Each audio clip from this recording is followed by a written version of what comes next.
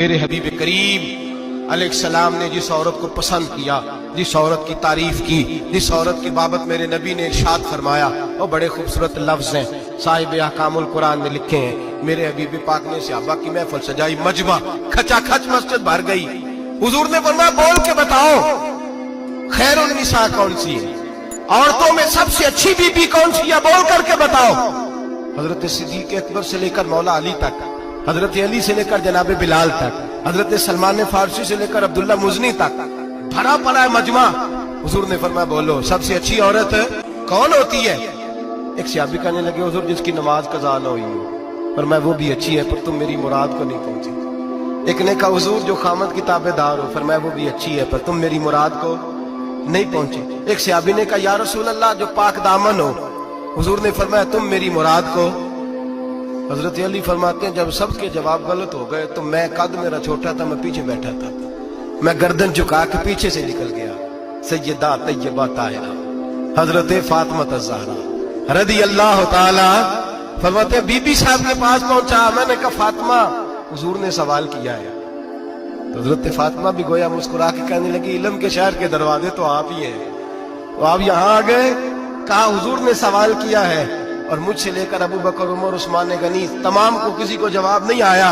حضور نے پوچھا بہترین عورت کون ہوتی ہے، بہترین خیر النساء بہترین بی بی کون ہوتی ہے؟ حضرت سیدہ فاطمہ کہنے لگی علی بڑی سادی سی بات تھی، سمجھ نہیں آئی؟ کہ فاطمہ بتلا دو اتنی سادی ہے تو۔ حضرت فاطمہ کہنے لگی سب سے بہترین عورت وہ ہوتی ہے نہ کبھی غیر محرم نے وہ بی بی دیکھی ہو۔ اگلے جملے بھی یاد رکھنے، اور فرمایا نہ اس بی بی نے کبھی کوئی غیر محرم دیکھا ہو۔ صرف مرد پہ پابندی نہیں کہ وہ عورت نہ دیکھے، فرمایا عورت پہ بھی پابندی ہے کہ وہ بھی غیر محرم کا چہرہ نہ دیکھے۔ فرمایا بی بی نے بھی غیر محرم نہ دیکھا ہو، وہ خیر النساء ہے، وہ سب سے اعلیٰ۔ حضرت علی کہتے میں جھٹ سے آیا، پیچھے بیٹھا، بات ابھی جاری تھی، میں نے ہاتھ کھڑا کر دیا، میں نے کہا حضور میں بتاؤں؟ نبی پاک نے فرمایا بتلاؤ۔ تو کہتے میں نے کہا حضور بہترین بی بی وہ ہوتی ہے جس نے نہ کبھی غیر محرم دیکھا ہو اور نہ غیر محرم نے کبھی اسے دیکھا ہو۔ علی فرماتے ہیں میں نے جواب دیا تو میرے رسول کی آنکھوں میں آنسو آ گئے، حضور روئے اور فرماتے ہنستے مسکراتے اچانک صحابہ کے آنسو برسنے لگے، مجمع پہ کیف سا طاری ہو گیا، آنکھیں برسنے لگی۔ ہم لوگ حضور کے رونے پر سکتے میں آ گئے، نظر اٹھائی تو جواب تو میں نے دیا تھا، تعریف میری ہونی چاہیے تھی، شاباش مجھے ملنی چاہیے تھی۔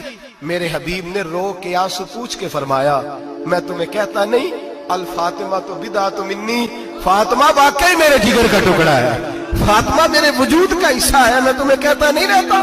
کہا فاطمہ میرے جگر کا ٹکڑا ہے۔ حضرت علی فرماتے ہیں صحابہ میری طرف دیکھنے لگے اور کہنے لگے علی جواب تو دے، شاباش بی بی صاحبہ کو ملے۔ تو کہتے ہیں میں نے کہا حضور روئے ہیں تو آنسو میرے بھی چھلک ہی پڑے ہیں۔ فرمانے لگے لفظ میرے ہیں پر سوچ اس بیٹی کے ہے جس کی تربیت محمد عربی نے فرمائی ہے۔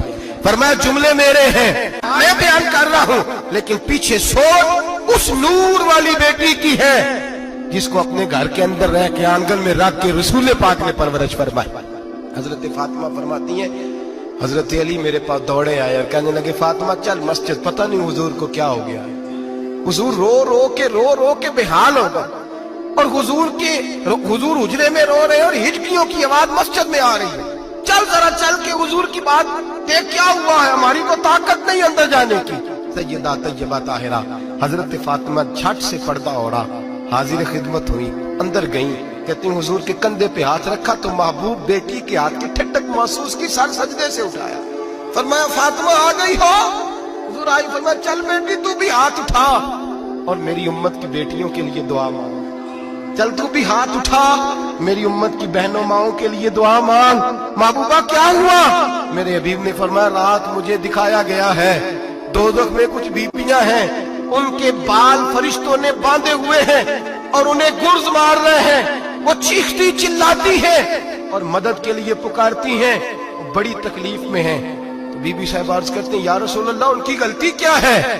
تو میرے نبی نے فرمایا وہ باریک دوپٹہ اوڑھتی تھی، وہ باریک دوپٹہ اوڑھتی تھی، ان کے بال چمکتے تھے، غیر محرموں کی نظر پڑتی تھی، انہیں دوزخ میں سزا ملے گی، وہ چلائیں گی چیخیں گی، ان کی مدد کو کوئی نہیں پہنچے گا، چل تو ہاتھ اٹھا دعا مانگ۔ حضرت فاطمہ امت کو پیغام دیتی ہیں پردہ اوڑھ دو، حجاب میں آ جاؤ، اپنے آپ کو رسول اللہ کی بارگاہ میں جھکا دو۔